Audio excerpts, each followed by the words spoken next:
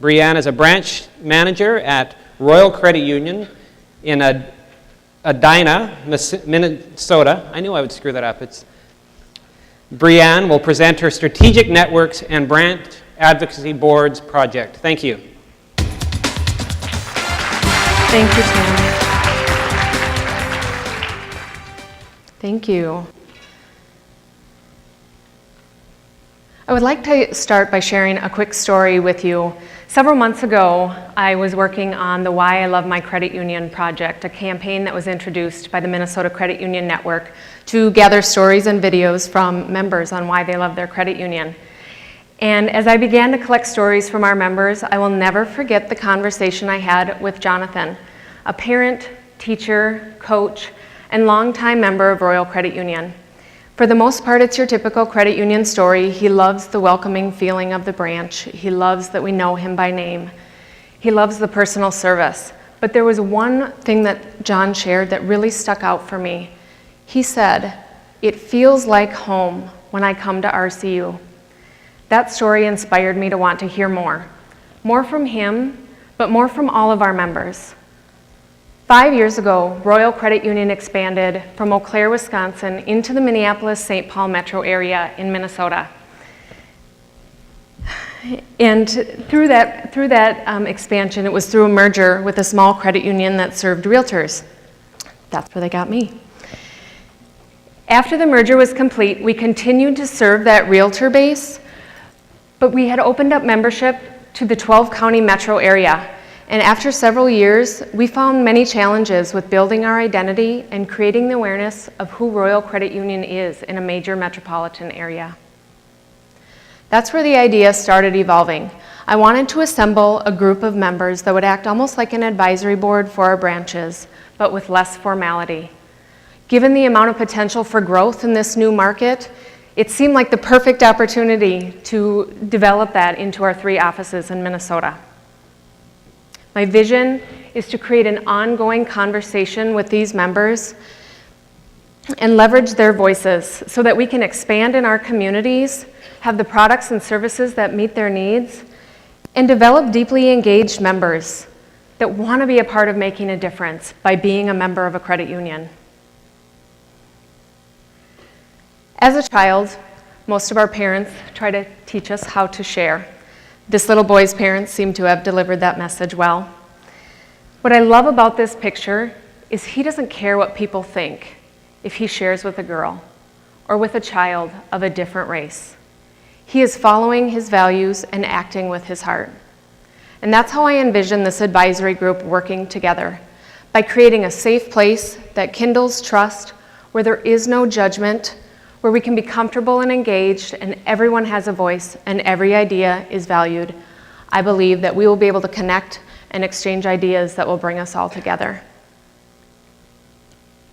And when we start connecting together, we start collaborating together. I really want to take collaboration and become a learning organization where we're taken out of our comfort zone and be encouraged to see things in a new way. And I can tell you a few weeks ago, a spark was lit. This advisory group got together for the very first time and met face to face. And as they introduced each other, they shared their background, how they became a member, what they did for a living. And it was very apparent that they all felt a real sense of value in being a member of the credit union, and they wanted to share that with others. And I had to be upfront with them. It wasn't about asking for referrals. That was not the purpose of the group. It was not about growing our membership by X%. It was about hearing their voices, listening to their feedback, and what suggestions they had for us to improve. Oops. It was interesting because as the conversation progressed, they began to share connections that they had for each other. I know somebody that can help you with their mentorship program. And then they began sharing ideas on how Royal Credit Union could grow. You could partner with our vendors. You could become a part of our classroom. And it was incredible listening to their ideas spark and build off of one another. I just had to step back and realize that these are proud member owners, and they want to see us succeed. They want to see each other succeed. And when our members succeed, we succeed. And when we succeed, our communities succeed. Imagine your members feeling like their voice is being heard. Imagine being ahead of the game. Imagine that unique group of members with a focused effort on making the credit union a better place. I think this quote sums it up nicely. When people are financially invested, they want a return. When people are emotionally invested, they want to contribute. And at Royal Credit Union, if we have feedback and ideas from our members that align with our strategic initiatives and core values, why wouldn't we listen and take action? As we are strengthening this partnership with our members, my belief is that we will see an outcome with an increase in highly satisfied members and an increase in our Net Promoter Score. And as a direct result, our members become the credit union's best advocates, having more influence than any TV commercial or billboard could ever have. We cannot assume our past success will be the right lane to guarantee future success.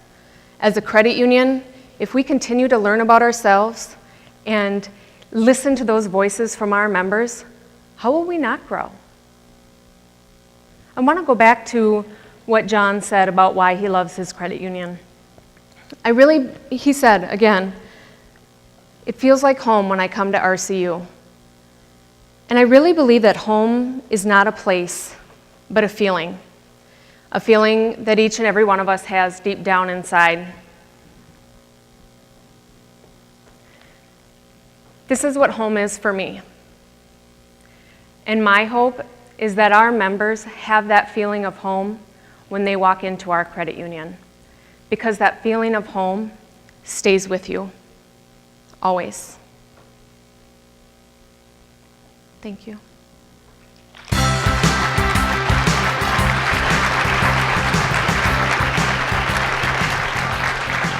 Excellent work, Brianne. Let's start with Dee Dee. Thank you, Brianne. I could tell that your presentation came from the heart, so thank you for that. Thank you. Question I have is, what was the greatest challenge for you personally in this project, and how did you overcome it? That's a great question, because I faced many challenges, technology and time, and how I overcame those challenges was connecting with our members. Every time I had a conversation with one of them about the possibilities of this group, I was re-energized and refocused and just brought a whole new light to the project and what it could become. Yeah. Kent. What specific attributes do you look for when members are asked to join and participate with you in this way? I'm really looking for those that are very engaged in the credit union, but those that are almost seeking me out to provide feedback and suggestions and even concerns. I mean, that's really how we have gotten started and formed as a group so far, has been those personal connections that I've already made with members who are doing just that. Dave. Great job, Brianne. Thank well you. done. Thank Right along that same line, so the criteria that you use, is there terms of reference? You had mentioned that it was a little less formal than in an advisory group, so just help us understand how do you actually select the criteria to get your groups? Absolutely. Right now, we don't have any criteria, and the original thought was we would set it up like an advisory board and have bylaws and criteria, and we wanted to get this started sooner than later, and we really already felt like we had formed that initial group and wanted to get together on more of an informal basis and start that way. It could eventually grow into something more of an advisory board with those bylaws, but not at this time. Thank you. Thanks. We have time for one more question. Would one of you like to throw another one at her? Dee Dee. Thank you. I always prepare 2 or 3. Okay. Yeah, how have you changed personally as part of this? You talked about your family, you talked about work and the community, where is Brianne and all that different today than 6 months ago? Absolutely. I feel more confident. Really, this entire project has kind of pushed me outside of my norm and outside of my box, and I do feel like I've built up some confidence, but I also feel more passionate. I mean, I want to talk to every member, and every concern that comes through, I want to address it. I want to find out why, what was the root cause, and what could we be doing differently. I'm really creating just that environment where all feedback is filtered throughout the organization so that we can be prepared. Well, let's hear it for Brianne. Very Thank nice you. job. Thank you.